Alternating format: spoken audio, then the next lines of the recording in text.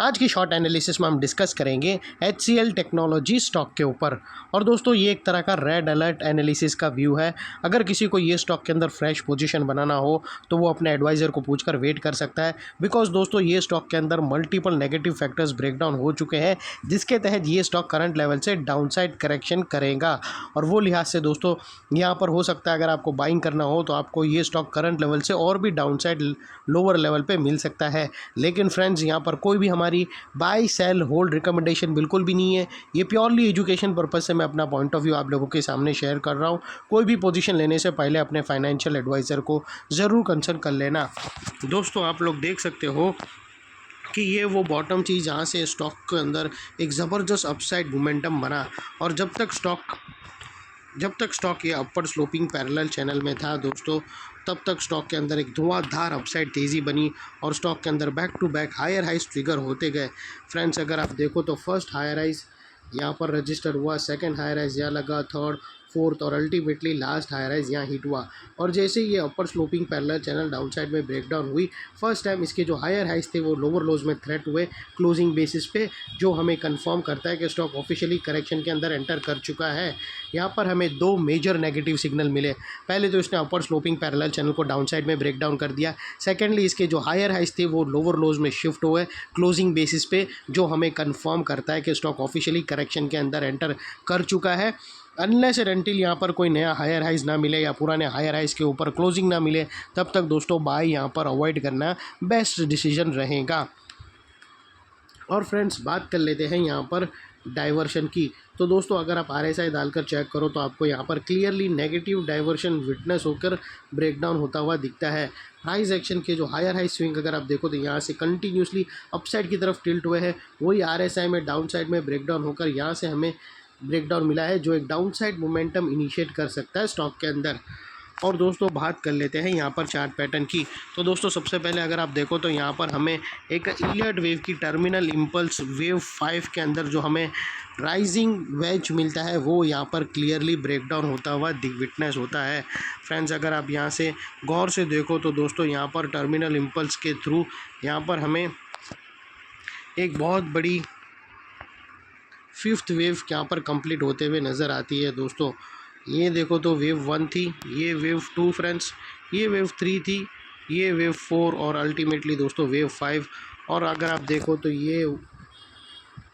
ये दोस्तों trend line थी जो डाउन साइड में ब्रेकडाउन हो चुकी है। जो यही दोस्तों यही एरिया अगर आप देखो तो एक स्टॉप लॉस, ये मतलब ट्रेलिंग स्टॉप लॉस होना चाहिए, और यहाँ से अगर आप निकल चुके होते तो अच्छे खासे आपका ये जो डाउनफॉल आया वो बच सकता था। एनीवे दोस्तों यहाँ पर अगर आप देखो तो एक डबल टॉप पैटर्न भी हमें यहाँ पर देखने को मिलती थी। ये एक डबल टॉप पैटर्न थी जो ऑलरेडी यहाँ से ब्रेकडाउन हो चुकी थी हाई वॉल्यूम के साथ, जिसके अंदर फर्स्ट टारगेट डाउन साइड का आ चुका है। और यहाँ पर अगर आप देखो तो ये भी एक 7, और दोस्तों वही जस्ट अ मोमेंट दोस्तों मैं ये स्ट्रक्चर निकाल दूं और आप लोगों को एक्सप्लेन कर दूं कि दोस्तों अगर आप देखो तो डबल टॉप पैटर्न के तो टारगेट्स आए और उसके बाद यहाँ पर फर्दर डाउन साइड और ब्रेकडाउन हुए। मतलब ये जो डबल टॉप के जो टारगेट थे वो टारगेट से रिवर्सल आया नहीं, और इनफैक्ट वहाँ से एक और बड़ी पैटर्न ब्रेकडाउन हुई, जिसके बाद स्टॉक के अंदर एक डबल धमाका डाउन साइड में क्रिएट हुआ है। फ्रेंड्स अगर आप देखो तो यहाँ से एक बहुत बड़ी रेंज ब्रेकआउट हमें ब्रेकडाउन होते हुए मिलती है, और वो दोस्तों और ये वो लेवल था दोस्तों। यहाँ पर अगर आप देखो तो ये डबल टॉप पैटर्न था जो यहाँ से ब्रेकडाउन हुआ था। ये कुछ धमाका नंबर 1 जैसा था जो हमने प्रेडिक्ट नहीं किया, मैं सिर्फ आप लोगों को बता रहा हूँ कि उसके टारगेट यहाँ पर थे और रिवर्सल आना था तो यहाँ से ही रिवर्सल आना था।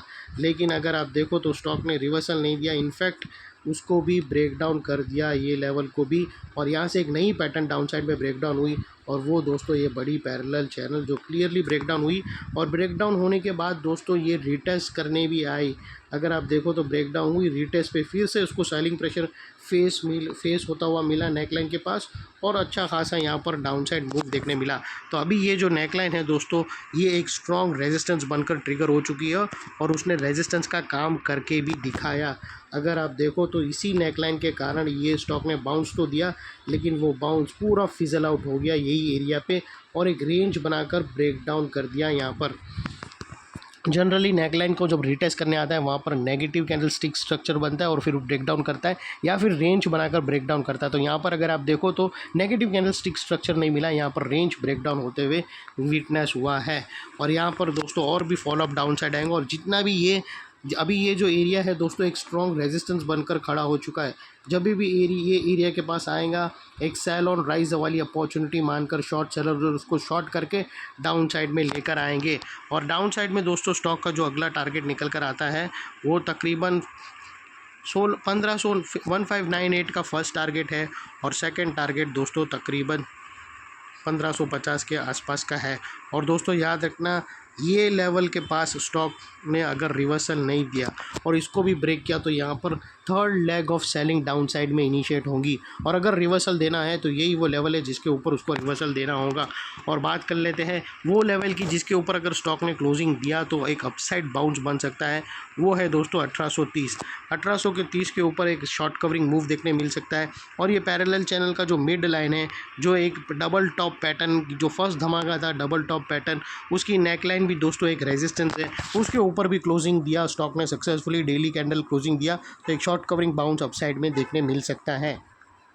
और फाइनली दोस्तों नेकलाइन के पास का ये वाला एरिया एक इम्पॉर्टेंट रेजिस्टेंस बनकर ट्रिगर हो चुका है बिकॉज दोस्तों मल्टीपल नेगेटिव फैक्टर्स हमने यहाँ पर ही एक्शन में आते हुए देखे। यही एरिया पे हमने अपर स्लोपिंग पैरेलल चैनल को डाउन साइड में ब्रेकडाउन होता हुआ देखा, हायर हाइज हमें लोअर लोज में शिफ्ट होते हुए मिले, नेगेटिव डाइवर्शन मिला प्राइस एक्शन और आरएसआई के थ्रू। और यहाँ पर ही दोस्तों इलियट वेव का टर्मिनल इम्पल्स वेव फिफ्थ का यहाँ पर ही ब्रेकडाउन होता हुआ मिला जो उसको हम राइजिंग वेज बोलते हैं। और डबल टॉप पैटर्न भी मैंने आप लोगों को समझाया यहाँ पर वो भी ब्रेकडाउन होता हुआ उसके भी टारगेट आए और एक बहुत बड़ी पैरेलल चैनल भी ब्रेकडाउन होते हुए मिली है। तो ये सारे नेगेटिव फैक्टर्स के कारण नेकलाइन का ये एरिया एक स्ट्रॉन्ग रेजिस्टेंस बनकर ट्रिगर हो चुका है। और इतने बड़े स्ट्रॉन्ग रेजिस्टेंस के ऊपर शॉर्ट सेलर लोगों का स्टॉप लॉस रहेगा जो आसानी से ट्रिगर नहीं होगा। और अगर ट्रिगर हो जाता है तो वहाँ पर हमें एक शॉर्ट कवरिंग बाउंस अपसाइड में देखने मिल सकता है। और ये स्टॉक के ऊपर मैं नेक्स्ट रिव्यू दूंगा जब ये स्टॉक इधर स्टॉप लॉस ब्रेक करके अपसाइड सस्टेन करेगा तो अपसाइड में बाउंस कितना आएगा उसके ऊपर मैं दूंगा। या अगर रिवर्सल देता है टारगेट की जो येलो लाइन की है जो 1600 और 1550 के आसपास का जो टारगेट है अगर वहाँ से भी रिवर्सल दिया तो भी मैं आपको नेक्स्ट रिव्यू दूंगा। और अगर टारगेट को ब्रेक करके डाउन साइड सस्टेन कर लिया और यहाँ से थर्ड लेग ऑफ सेलिंग आई तो उसके ऊपर भी मैं आप लोगों को ज़रूर रिव्यू दूंगा। ये थी एनालिसिस फ्रेंड्स, अच्छी लगे तो प्लीज़ चैनल को लाइक शेयर सब्सक्राइब ज़रूर करना। थैंक यू, जय हिंद।